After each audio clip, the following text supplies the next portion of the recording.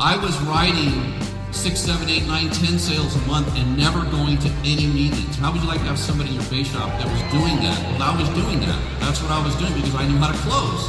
But what I could find out by doing that, I could see where they're having a little problem, if they're weak in a particular area, and then that would allow me to help them and fix the things that they're weak in. So I would fix it and then have them do it again, and fix it and have them do it again, and until they got it down. Because the key thing, if you're good at the business, what you want to be able to do is transfer the skills and knowledge so that the people you have are able to do it at the same level of competence that you're able to do it. It's famous for its prison. That's what it seems like. Hopefully me now, and we'll see. One thing I want to start with is if you're here, you're capable. You can walk and talk. You can read. Every one of you, without question, has the capacity, the ability to be great. The gotcha is not everybody's going to do what it takes to be great. I was talking to Chris Howard on the way out here. And I said, I think one of the big mistakes I see people make over and over is that they're chasing money. And what you should be chasing is being great at what you do. Because if you think of every single discipline out there, whether you're an actor, a lawyer, a physician, a plumber, a construction worker, it doesn't matter what it is. People who are great at what they do make a lot of money.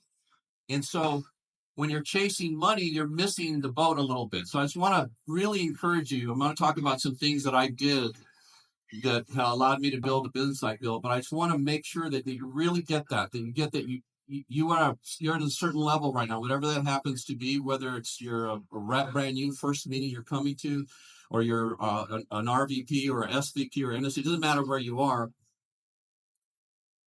You need to have a continuous focus to be great. Look at some of the people that are, like great athletes, for example. It's easy to look at that, like a Tiger Woods. I'm a golf nut. And he was at the top for maybe the longest as anybody's at the top. It's incredible. One thing he had that very few people possess, maybe Magic Johnson and Michael Jordan, a few different people in different sports are at the top for an extended period of time. And the one thing they have in common is they continue to do the things that they did to make it to be a professional. They continue to do that after they've arrived. And most people, I see this happening in Prime America all the time. People who are on their way, they start making big money. They start making $2 or $3 or $4 or $500,000 a year. Could make $1 million, could make $2 million. But what inevitably they do is they stop doing what they were doing to get to that level. Don't make that mistake. One of the things you need to do is you need to continue to do that until you get it over the top. So, how many of you have never heard me speak before? And a lot. Okay, so I'm going to tell a little bit about my story just so you know where I came from. I'm the fifth of 7 children. I grew up in a 1,000 square foot home in Chino, California on 10th Street between C and D. I come from a huge Catholic Mexican family. And I had, there's if you're in a big Mexican Catholic family, there's some kind of party, a quinceañera, a wedding, a baptismal. Every weekend there's a party somewhere happening, right? At least in mine. And people had a good time, but there wasn't one single person that I grew up around, cousins, uncles, whatever, that was successful in business. They were all hardworking people, worked construction, worked in factories, but I never had an example of somebody in my life personally that was successful in business. And so the reason I point that out, that doesn't have anything to do with you being successful yourself in business. If you make the right choices, and most people don't make the right choices because your choices that you made to date are the where you are, your situation, whatever that is, good, bad, or different, is a complete direct result of the choices you've made up to this point. And if you want things to get better, you have to start making better choices. That's really not much more complicated than that. And so what you do with your time. So I grew up like that. I went to Chino High. I went to college. I ended up going to school. I wanted to be a clinical psychologist. And but what happened is I got married right after my junior year in college, with a baby right away. then another one right away, and I needed a job. I needed to get work, right? So I ended up getting a job in the retail jewelry business. I used to work with a company that Rick, Susie, and I both worked at the same company, and and I I I, I needed, I started to do that, and I did well right away. What I did, I'd never sold anything before. I'd never been in sales before. I had no idea how to sell anything. And I was very shy and very introverted. When growing up, I was a shy person. I'm still really a shy person. It's not that easy for me to even do this or to meet new people and all this. I've always been shy. In fact, I was so shy that if I was walking in the mall and I knew you and you were coming towards me, but you hadn't seen me yet, I would duck into the store and wait till you pass so I wouldn't have to talk to you because I didn't really know what to say. And you might say, "Oh, really? It's exactly." You talk to my brothers or sisters, they'll tell you the same thing. So I wasn't this highly motivated. I was motivated always about being to do well and stuff, but I was really shy. So if you're a shy person, that's no excuse for you not doing well. You need to work on yourself to overcome that shyness because everybody can overcome it. And so I was in the jewelry business doing that, and then I started, and I right away I had the opportunity to become a manager. After 5 months, I was in that store. But before I did that, I went to the bookstore and I bought 3 books on selling. Tom Hopkins, Joe Girard's book on selling. I've got 3 different books: How I Raised Myself from Success to Failure, from Failure to Success. And I started reading. I read those books cover to cover. I'm a voracious reader. I probably read over 1,500 books on personal development over the last 35 to 40 years or so. I bought every kind of personal development program you can think of. I've been to hundreds of seminars. I listened to Tom Hopkins, How to Master the Art of Selling Anything, 2 or 3 hours a day, 5 days a week for 3 straight years. I never listened to the radio in my car for 3 straight years. I only listened to those audios. So I just immersed myself in developing myself so that I could build confidence. And what happened when doing that, my shyness started to dissipate and my confidence started to really rise. And I think that all of you can do that. So you got to make a choice. Are you going to listen to the radio or are you going to listen to stuff that's going to help you actually make money at some point in your life? What are you going to do? So you have a choice to do that. Instead of watching the boob tube at night, watch. There's all kinds of awesome. I even have some YouTube videos on there you can watch. When I was younger, I used to have a mullet, but you can do that. And so I had just opened. I had opened 3 stores for this company called William Pitt Jewelers. Now it's called Robbins Brothers, the Engagement Ring Store. You all know. You ever seen that store? So I just opened my 3rd store and I was working like crazy hours, 60, 70, 80 hours a week. I was, recruiting salespeople for that store to train them. And then it was time for my son Dak, who was turning 5. We were having a birthday party at our house for all my my family and my wife's family were coming over. And I told my boss it was Friday night. It was a Friday night. I don't know why it was Friday night, but it was a Friday night. And I asked my boss, Steve Robbins. I said, Steve, I said, we're having a birthday party for Dak. He's turning 5 on Friday, and so I'm going to work during the day, and I'm going to get off at 6 o'clock so I can attend the party. And he said, no, you're not. I said, what do you mean? You're not. He says, well, I need you there because if you're not there, we don't make as much money. I need you to be there, so you can't go to Dak's birthday party. I went, what? Are you serious? He says, yes. You can't go. And I was so livid. I was so pissed. I made a decision that night that I would never ever work for a person again as long as I live. I would never let someone dictate whether I could attend my child's birthday party or a play they're in or a game that they're in or whatever. I said, I'm not going to allow that. I don't care if I have to work 7 days a week, 15 hours a day. I'm not going to do that. I'm not going to let that happen. So then I had been actually, the truth is, I got recruited in 1983 by somebody, and they never followed up, and I never got my license. Wow. Big mistake. Follow up. And then I got re-recruited later, and then this time I got my license. So I got my license I got my license in May of 1983. The other recruit happened was in 1982. And so then 1983, I got my license, but I never went to a meeting. I never did anything. This was in May of 1983. Then finally, this happened to me October 4th of 1983 by my son. And so the guy that had recruited me had been following up. He'd been calling me, most of the time, just calling my wife Jan and talking to her. And, we have a meeting this Saturday, this Tuesday night. Is Hector coming? We're gonna have a fast start school. And I just blew it off. But that motivated me. So he called again, and I said, I'm ready. What do I need to do? So and I met with him, and I'd already have my license, but I had never been to sale. And so that was that. And so I said, I can't really get started until January because Christmas was really busy. So in January, I got started, and I used to work on evenings and Saturday and Sunday, so I couldn't go to op nights and I couldn't go to the Saturday training that we used to have. But I knew how to sell because I'd listened to Hopkins, how to mess your selling. So I knew how to sell. I just needed to know how the products worked, right? So I was writing 6, 7, 8, 9, 10 sales a month and never going to any meetings. How would you like to have somebody in your base shop that was doing that? Well, I was doing that. That's what I was doing because I knew how to close. And then I did that. I did part-time. So this is how I started. January 1984, that first year part-time working. Basically, I only could work Mondays and Wednesdays. Those were my days off. So I used to set my appointments up on Mondays and Wednesdays. That year I made 18,000 part-time. This was in 1983. Today that would probably be like 40,000, but I made 18,000 part-time. And I paid off my credit card debt and I got in pretty good financial shape. And then what happened the next year, I made 35,000. I went RVP in July of 1985. That year, I made $35,000.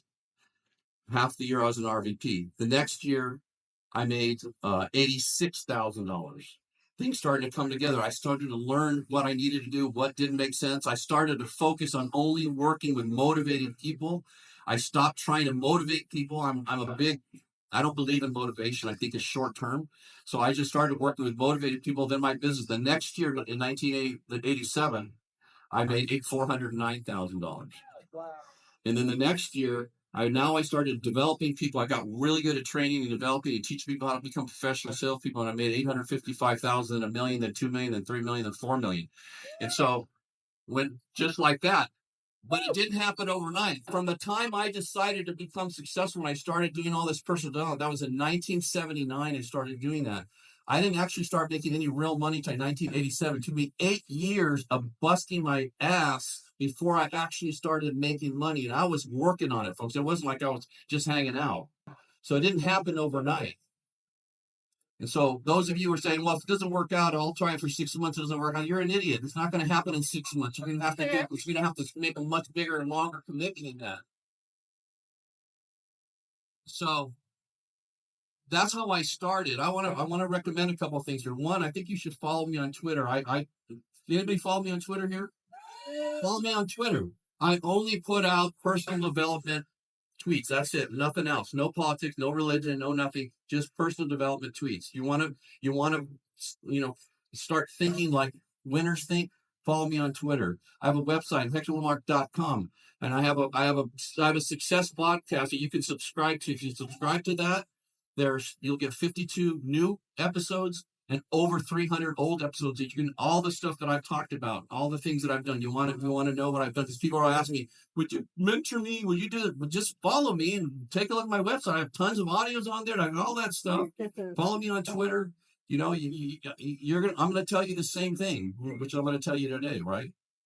There's a recommended reading list and audio. So I just want to recommend, if you want to know how I think, what I did, it's all there. It's all available to you there. Before I get into my full talk, I just want to talk a little bit about the 7 fundamentals. These are the 7 things that I discovered that if you master them, you will become successful. The 7 things that everybody needs. One is prospecting. You need to get great at prospecting. Okay, everything about everything in sales is prospecting. Even if you hate prospecting, you got to get great at prospecting, and you got to prospect every day, everywhere you go. Somebody out there. But where do you find people? Everywhere you go put gas in your car, you get your car washed, you go to a ball game to go see your kids play. There's people everywhere. If you're in Southern California, there's 20 million people in Southern California. You can't build a business in Southern California. You have no hope. It's so many damn people. It's ridiculous. Just drive to the freeway. If you drive in LA, it's bumper to bumper everywhere you go. It takes forever to get anywhere. There's so many people. You just got to get out of your comfort zone and start talking to people. Let them know what you're doing and what you're involved in. You gotta get great at setting appointments, because if you prospect, you get a name and number, but you don't know how to set an appointment, you're dead in the water. You gotta get great at setting appointments. You gotta get great at overcoming objections. So things like, I'm not a salesperson. I don't make a decision on the first night. Those kinds of things that you hear, they're just simple things that you can overcome. Very, very simple. I have an audio that everybody should get and everybody should listen to. It's called Overcoming Objections. Listen to that 40, 50, 100 times. And I promise you, you'll be able to overcome all those simple objections. You only have like 5 or 10 of them. There's hardly many of them. Once you know what to do, you're going to start overcoming them. You're going to start closing more people. You need enough product knowledge, because if you don't know how the products work, how are you going to sell the features and benefits and get people to purchase those products? You've got to know how they work. Okay. The number 6, you gotta get great at recruiting people at the kitchen table. I recruited people at the kitchen table. That's where I recruited people. That's where you need to get good at doing it, because if you're going to build a team for people you're training, you have to know how to recruit people at the kitchen table. If you're with the trainee there, you've got to be able to build a business for them, hire people for them, close transactions for them, get them excited. One of the reasons that most people quit the business is because they're not taught how to recruit, how to actually recruit across the kitchen table. You have to learn how to do that. Number 7, you got to get people's warm market lists and field train them. One of the most important things, if you recruit somebody, they have all these concepts, recruit, and a lot of people are doing it. You're recruiting lots of people, but if you don't get the list from the new person, you're wasting your time. There's no point in recruiting somebody if you don't get the list. The recruit has no knowledge of how to do this business or anything. How are you supposed to build the business if you don't have people to call and go see? You have to get the list. I would rather have the list than the $99 or whatever it costs to get involved in Primerica today. That list is the most important thing. That list, because I know how to set appointments. I know how to teach them how to set appointments. If I have a 25 name list or a 30 or 40, 50 name list, I'm for sure going to get 5, 10, 15, 20 appointments. And I'm going to go field train that person. I'm going to get results because I know how to close. I'm going to close people. I'm going to get them excited about being in Primerica because they're going to see results. The reason that you have a hard time getting people to get licensed is you don't get results with them. They're not seeing that it actually works. They have to see results. And that all comes from being able to close. And then I'll talk about that next. Here, we'll start with my role. I'm showing you this so that you might want to pay attention to what I'm talking about here. Okay. These are my rolling 12 numbers. I've recruited 35,171 people in the last 12 months in my organization. Did almost $49 million for life premium. 265,000 initial volume of securities. The total volume was almost $400 million in securities in the last 12 months. Assets under management right now is $3.6 billion. My securities cash is $1 million, 998,000. That's what I made in securities income. Those of you who don't do securities, you're missing the boat. If you're going to build a big business, I've been at this for 33 years. In 33 years, would you like to have a 900,000 recurring income? Yeah. Huh? Build the business and get people licensed. I actually doing a big meeting, securities training meeting, a how-to meeting. No motivation. There's not going to be any recognition. It's just how to do the business, how to make money in the securities business. It's going to be September 15th or 16th. I'm not sure. It's a Saturday. It's not open to outside my hierarchy yet. I'm going to give my hierarchy 2 weeks to get their tickets, and then I'm going to open it up, okay? It's going to be incredible, all right? My total cash, $2,981,000, $3 million. So basically, I make about $250,000 a month at this thing. Mm-hmm. This thing that you're involved in, right? So if you have that same, what I did there, any one of you could do. You have to do the right things, which I'll talk about, but you got to build a big base shop. What's a big base shop? It's $100,000. $100,000 base shop. Today, the average sale is almost 1,000. It's only 100 transactions. That's 20 people doing 5 transactions each. That's $100,000 base shop. You mean to tell me in Southern California, where there's 20 million people, you can't find 20 motivated people that could do 5 transactions a month? It's ridiculous. Every one of you should be thinking about doing that. But you've got to focus on it like a laser beam. You've got to be thinking about it morning, noon, and night. You've got to be obsessed with making it happen. It's not going to happen because you have a good attitude. It's going to work because you work your ass off. Total career cash, $75 million. That's what Primerica's paid me over my career so far. On my way to 100 million. 150 million. Hey, listen. There is big money here. This is not a part-time little thing where you can make a couple bucks. You got to start thinking different about this. You have an opportunity at your disposal that can revolutionize your life, change your life, change your family's life forever. There are things that I mastered, okay? Skill with people. This is one of the most. I see so many people having problems with their people. The reason you have problems with your people is because your skill with people sucks. You've got to be kind to people. You got to be nice to people. You got to treat people well. You got to treat people like you want to be treated, like you would treat your abuelita, okay? You got to treat them nice. People want to do business and follow people they like. This is how we learn and buy. 83% we learn and buy through seeing, 11 through hearing, 3.5 through smell, 1% through taste. This is the second thing. How we retain it. This is important. This how you retain information is critical. You need to learn how to do that because when you're training people, if you don't learn how to have people retain the information you're teaching them, then they're not going to be able to use that and get results, right? So people retain 10% of what we read. So that's not very good, right? 20% of what we hear, like you're hearing a lot of people, you're hearing me talk, right? So you're going to retain about 20% of what I'm saying here today. 30% of what you see. So you have a slide. Hopefully you can see these slides, right? So that you're going to retain a little more because you're not only hearing me talk about it, you're seeing me talk about it. You're seeing what I'm talking about. 50% of what you see and you hear, which is what you're doing, and 70% of what we say as we talk. So in other words, if you're teaching, and one of the reasons why you want to get better and start teaching, even if you have a little base shop, start teaching things in your base shop. If you're teaching, you have to learn their information before you teach it, and it's going to allow you to retain that information at a much higher rate. Does that make sense? Okay? And 90% of what we say as we do a thing. So you get people doing it. I was talking to Chris, one of the things that I did with people, when I found somebody that was motivated, I would sit down with them and I'd say, okay, I want you to do the presentation and I'll be the client. I want to see exactly how you're doing this thing.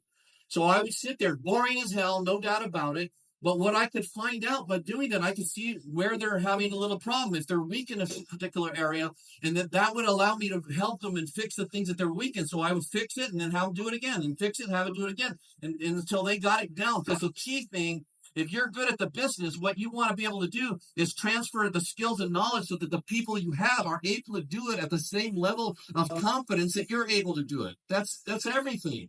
And that takes repetition. It's for type A personalities. I know you get bored out of your mind, but it's gonna make you a fortune long term. Human insight, methods of instruction. This is what people recall 3 hours later and days later. So if you just tell something to somebody, in 3 hours, they'll retain about 70%. So you're going to remember a lot of what I say 3 hours at dinner. You'll still remember. You maybe be talking about it. But 3 or 4 days later, it's only going to be about 10%. Not very good, right? If you show alone, it's 72 and 29%. So your retention is better if you show something, right? And then blend it together.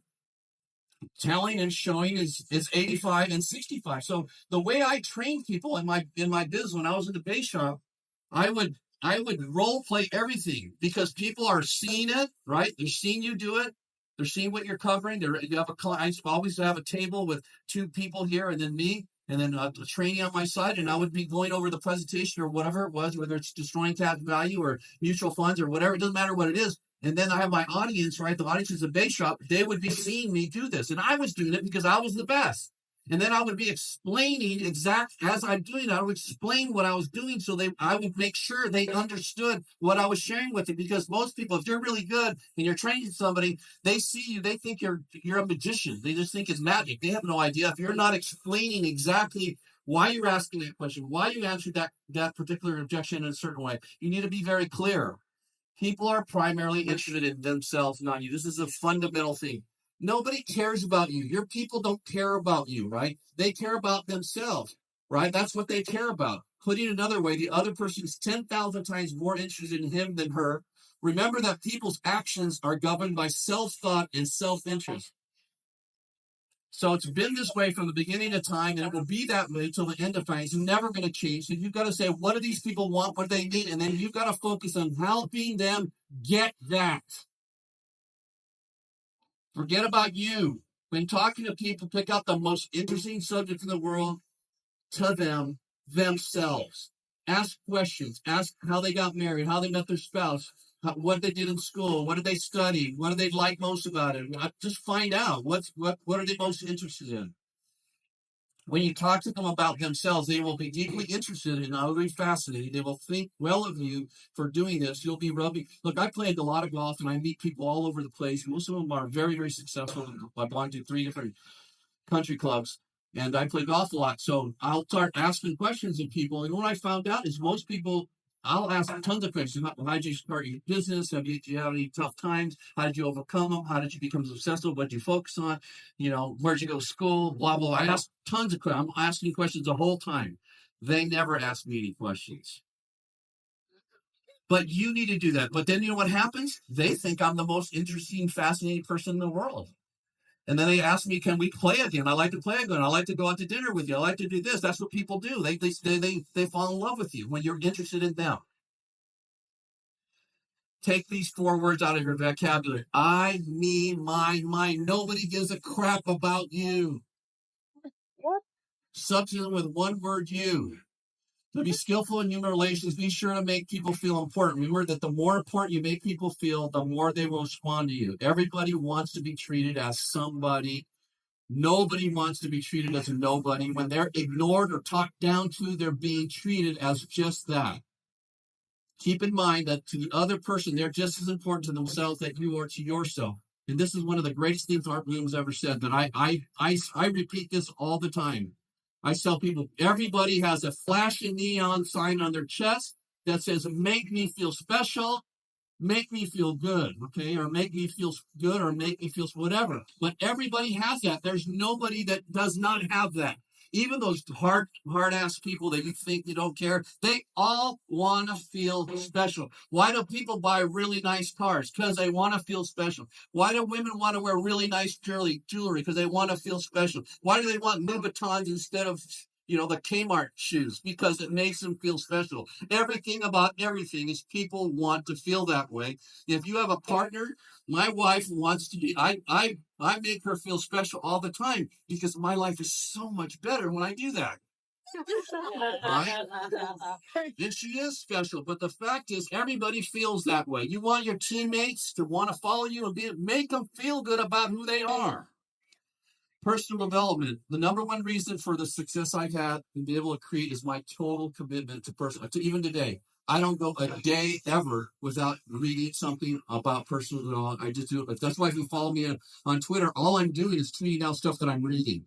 That's what I do. So this will give you like the tidbits, right?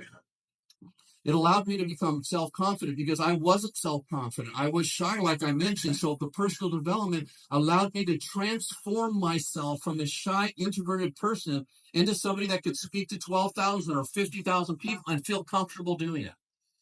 The first time I spoke to a group, this is what happened. The first time was so bad.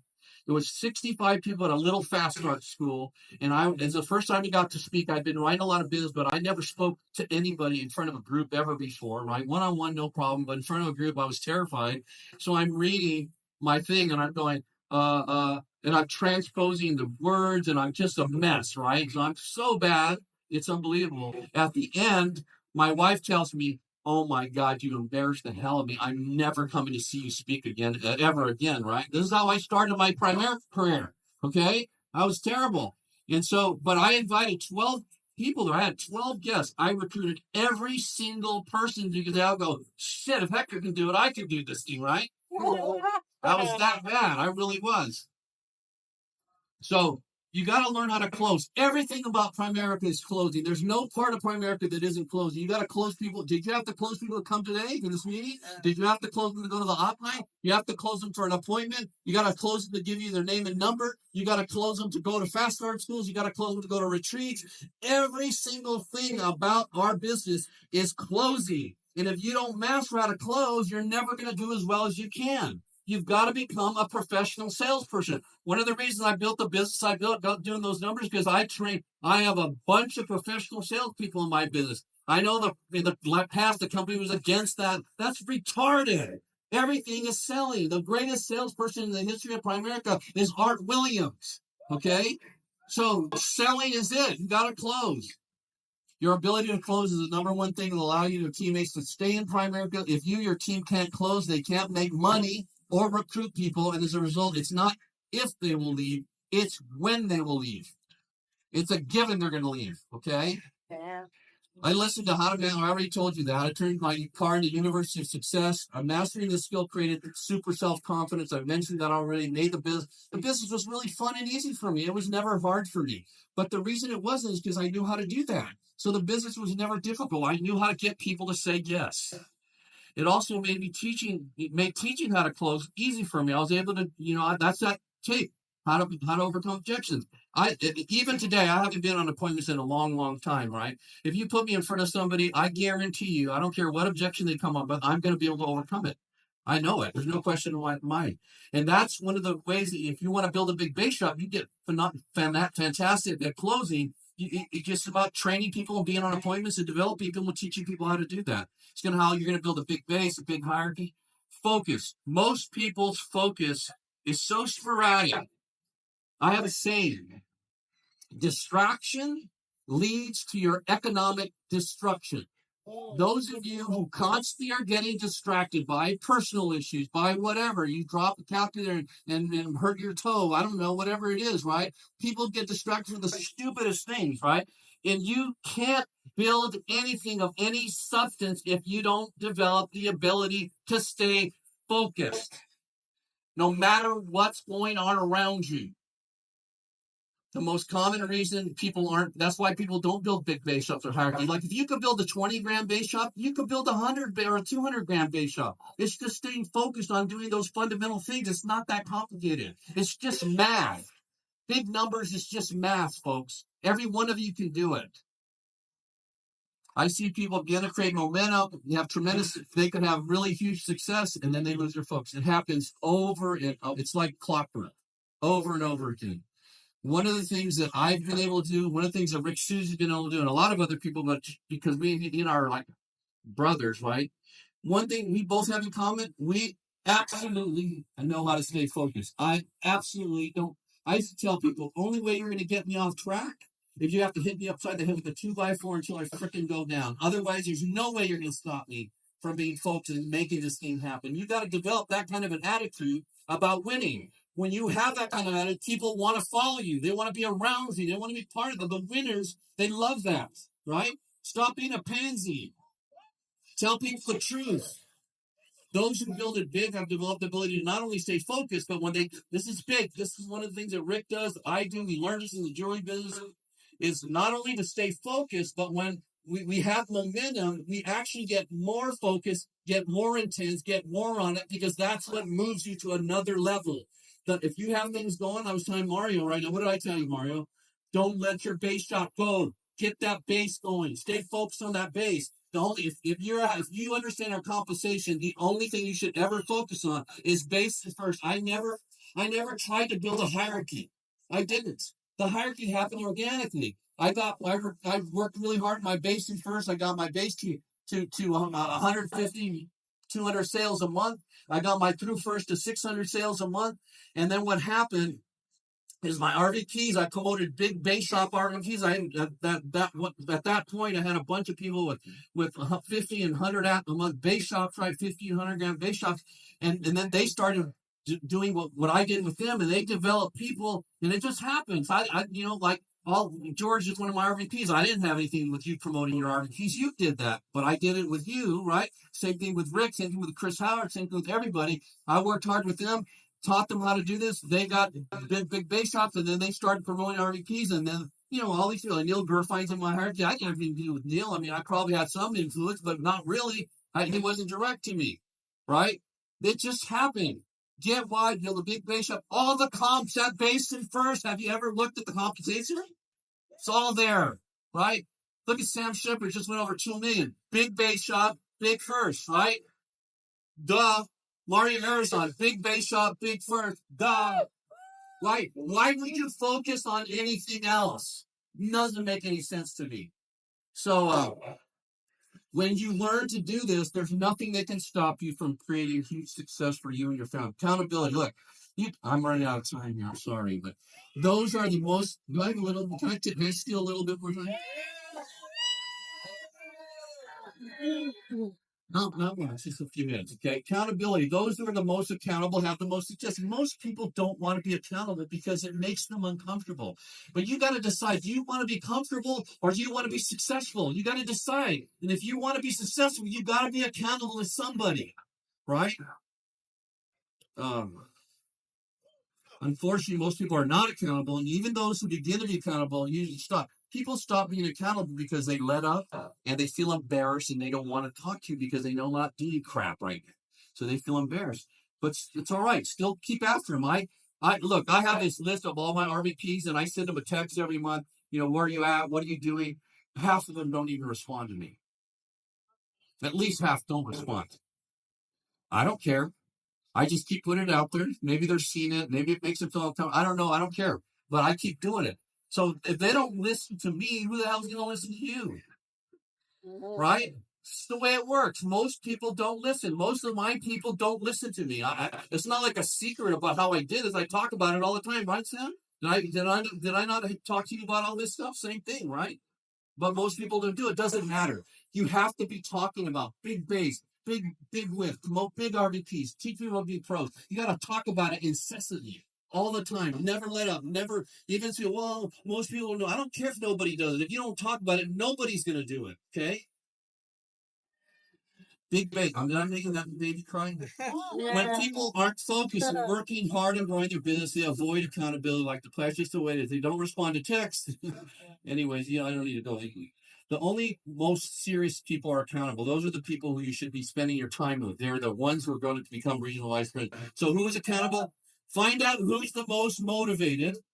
What I always did, I was very good at distinguishing who was the most motivated, and I worked really hard to spend a lot of time with those people. I stayed super connected to them. I talked to them. I spent a lot of time with them. Not everybody, like you have a big base shop, you're doing 150, whatever thousand. I bet you in your base shop, you probably don't have more than about 30 really motivated people. You have some that are kind of quasi, but 30. So you don't have to spend time with the 200, 300 people you have in your base shop. You only have to spend time with the people, the 30 or so or whatever, and spend a lot of time with those people, pay attention to them, mentor them, coach them, keep them accountable, push them, right? Those people.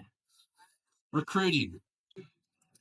I focused on recruiting 3 directs a month and about 5 plus for people I was skill training. So for years, I recruited 2 or 3 people a month, and I recruited another 5, 6, 7, 8, 9, 10 for people I was field training. That's what I focused on every month. And I focus also on closing at least 10 or more life transactions every month. I did that for probably 10 years, okay? Over and over and over and over again. I should have did it longer, okay, but I didn't. I also focused on recruiting primarily married homeowners with good jobs who lived in the area 2 years or more and had children. I noticed the more I stayed in these markets, the easier it was to produce great results. It was super easy to do that. That doesn't mean if you're single or young, you can't do it. I know when you started, you were single, right? So you grew into it, but now you're married, you have 2 kids, 3 kids, 2 kids, right? He's right in the market now, okay? So recruiting is no different than closing a sale. It's the same thing. There's no difference in closing a transaction and closing a person on doing the business. The most important thing to closing somebody on doing the business is getting them to believe they can actually do this, that they can do it, and that you're going to help them. You're going to hold their hand. You're going to coach them through it. You're going to teach them everything they need to be successful.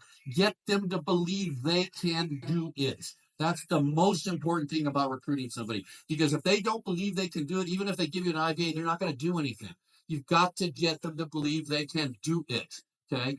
And then the other thing, the better people understand the fantastic job you do for families, the more